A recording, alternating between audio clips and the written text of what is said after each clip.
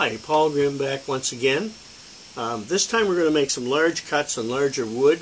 I've got a set of tree calipers here. We're going to talk about how big this piece of wood is.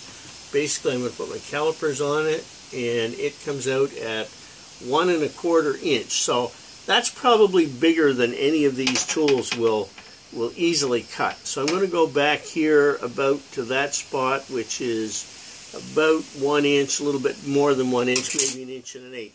And I'm going to see how I can make out with these. I'm starting out with a pair of Anvil pruners.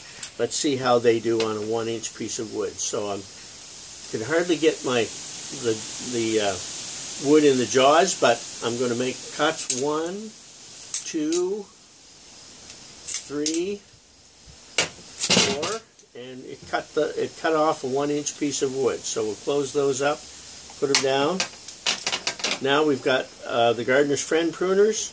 We're going to open these up and open them up fully and put the jaws over the wood.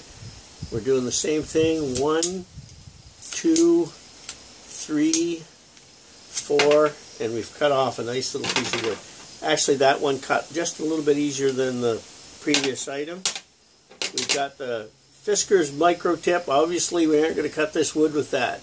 About all we can do with it is make a little tiny snip. So put that off to one side. This is the Barnell item. We'll open it up, see if we can cut this wood with this. It doesn't open quite as far as the other ones did. The jaw, it cuts pretty easily, but it doesn't open quite as easily. So this one is not quite as big in terms of the opening of the jaws to make that cut.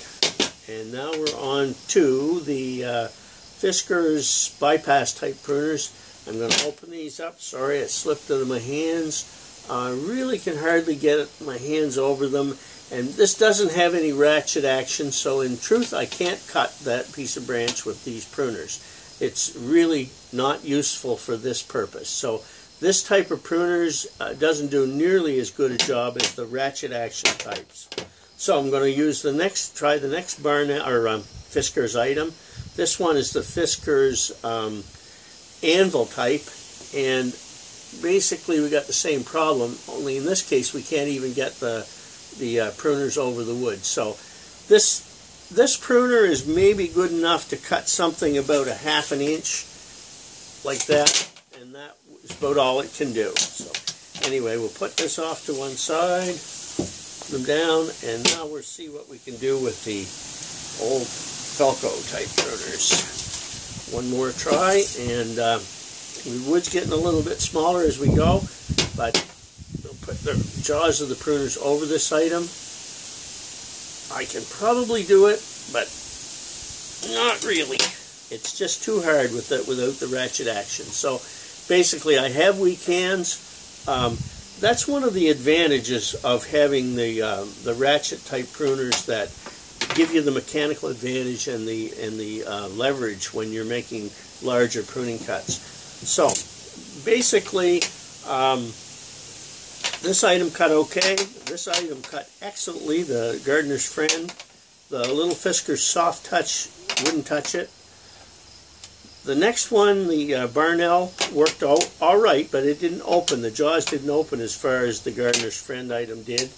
And these two were totally useless when it comes to pruning wood that size. They're also very heavy. They're heavy to handle.